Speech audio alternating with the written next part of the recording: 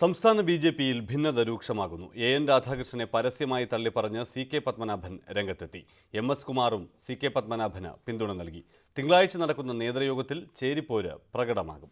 എം.ഡിയെയും കമലിനെയും വിമർശിച്ചുള്ള N രാധാകൃഷ്ണന്റെ പ്രസ്താവനയിൽ BJP നേതൃത്വത്തിന് നേരത്തെ തന്നെ അസംതൃപ്തിയുണ്ടായിരുന്നു. രാധാകൃഷ്ണന്റേത് വ്യക്തിപരമായ അഭിപ്രായം എന്നായിരുന്നു നേതൃത്വത്തിന്റെ പ്രതികരണം. എന്നാൽ മുൻ സംസ്ഥാന പ്രസിഡന്റ് സി.കെ. പത്മനാഭൻ രാധാകൃഷ്ണനെ പൂർണ്ണമായി തള്ളിപ്പറഞ്ഞതോടെ ഭിന്നത പരസ്യമായി. എം.ഡിയെ ഹിമാലയ തുല്യൻ എന്ന് വിശേഷിപ്പിച്ച സി.കെ. പത്മനാഭൻ കമലിനും പിന്തുണ നൽകി.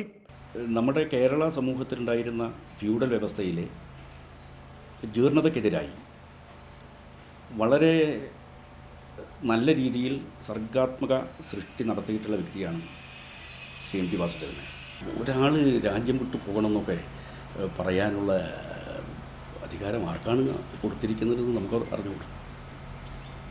നമ്മൾ ഈ പാകിസ്ഥാനടക്കം ഇങ്ങോട്ട് ചേർക്കണമെന്ന് ആഗ്രഹിക്കുന്നവരാണ് നമ്മൾ. അപ്പോൾ പിന്നെ അങ്ങോട്ട് പോലും ആരെയും കൂടി ഇങ്ങോട്ട് കൊണ്ടുവരാറുണ്ട്. തൊട്ടു പിന്നാലെ സംസ്ഥാന വക്താവ് എം.എസ്. കുമാറും സമാന നിലപാടുമായി രംഗത്തെത്തി. ഫേസ്ബുക്കിലൂടെയായിരുന്നു എം.എസ്. കുമാറിന്റെ പ്രതികരണം. ഏതു വിഷയത്തെക്കുറിച്ചും ആർക്കും പ്രതികരിക്കാൻ അവകാശമുള്ള നാടാണ് ഭാരതം.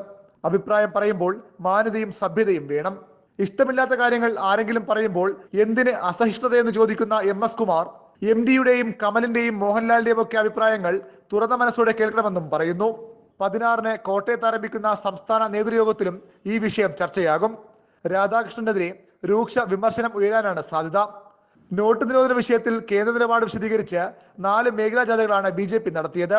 ഈ ജാഥകളുടെ പ്രസക്തി തന്നെ രാധാകൃഷ്ണന്റെ വിവാദ പ്രസ്താവനയുടെ നഷ്ടമായി എന്നാണ് പാർട്ടിയുടെ വിലയിരുത്തൽ. മേഖലാ ജാഥകൾ മുന്നോട്ട് വച്ച രാഷ്ട്രീയം ജനങ്ങൾക്ക് മുന്നിലെത്തിക്കാനും കഴിഞ്ഞില്ല. അനവസരത്തിലുണ്ടായ വിവാദം പാർട്ടിക്ക് ഒരു ഗുണവും ചെയ്തിട്ടില്ലെന്ന അഭിപ്രായം RSS നേതൃത്വത്തിനുമുണ്ട്. ന്യൂസ് 18 തിരുവനന്തപുരം.